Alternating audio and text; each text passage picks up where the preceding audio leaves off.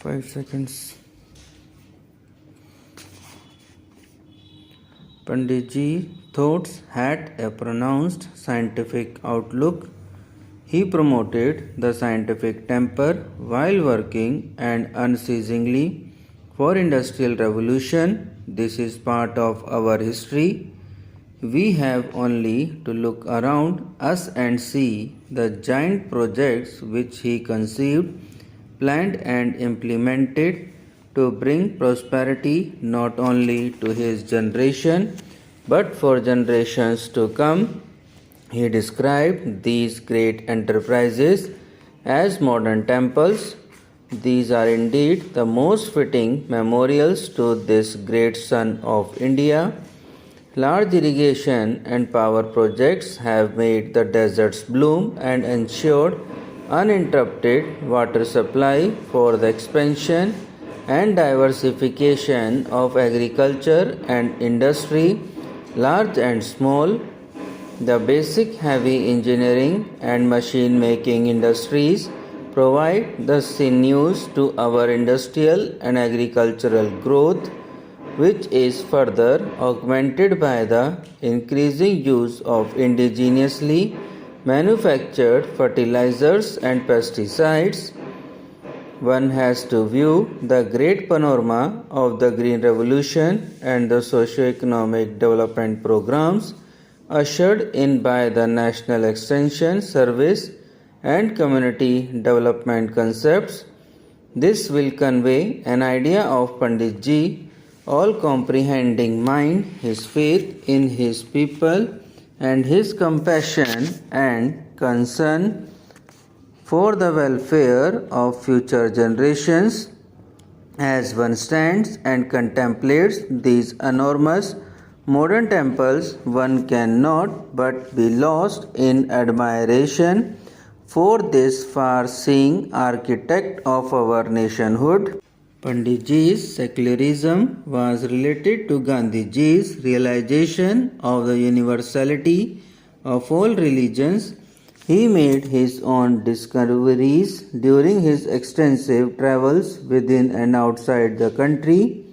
His keen appreciation of our variegated culture and the ancient heritage of this great country led him to believe that while no one can or should live in the past, we should understand and respect the composite character of our culture and the basic unity which pervades the several aspects of the many diversities in our composite culture. To deny this is to deny our nationhood. Panditjis preached communal and racial harmony and respect for all religions. This is the basic of our democracy and socio-economic development, our survival as a nation. Panditji's contribution to the democratic process in this country shines like a beacon. He was a Democrat and believed that democracy is the only way of life and progress.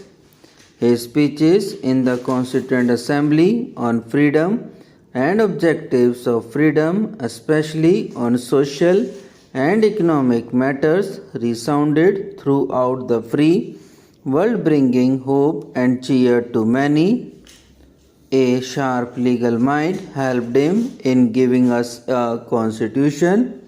Panditji was a parliamentarian par excellence and had great respect for Parliament and other democratic institutions which he regarded as the instruments of the people's will, and yet has often been called both a dictator and a democrat in his lifetime, or been blamed for being too dictatorial or too much of a democrat.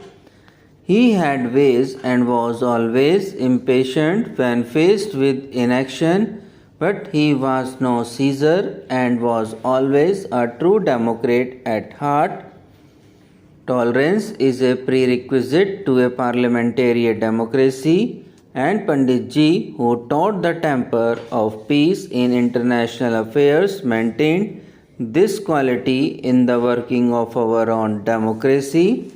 The first general election in 1952, when millions of Indians exercised their franchise in a free and independent India, is the splendid testimonial to Panditji's leadership and the principles he preached of tolerance, fair play, and personal freedom.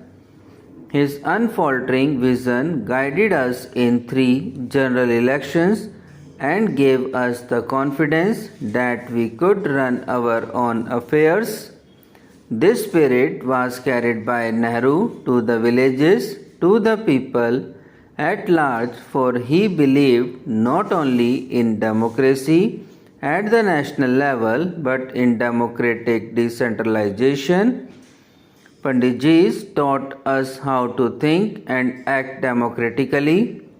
With the 6th general election approaching, we need to remind ourselves that we have a great example to follow and even greater example to set in a part of the world where the democratic process is currently under severe strain.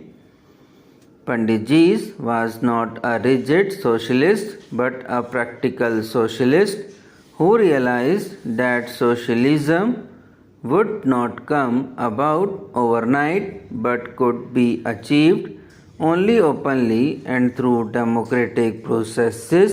He taught us that both democracy and socialism were irresistible in the context of our living conditions, that one was not possible without the other, that both had to go together and could go together. Planning and development according to the people's needs required hard work and even sacrifice of short-term needs for the sake of the long-term future. The public sector, for instance, had to be built in pursuance of this objective and to balance the private sector and keep ulterior motives under control.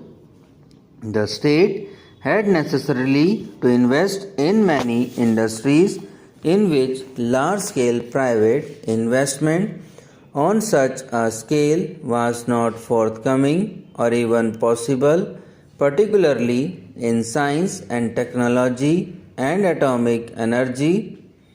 Panditji repeatedly stressed the importance of large-scale, medium and small industries reaching down to the village and cottage level. He perceived that these were complementary to each other and that the basic heavy industries were necessary for the growth and development of industries. Subscribe now and press the bell icon. Never miss an update.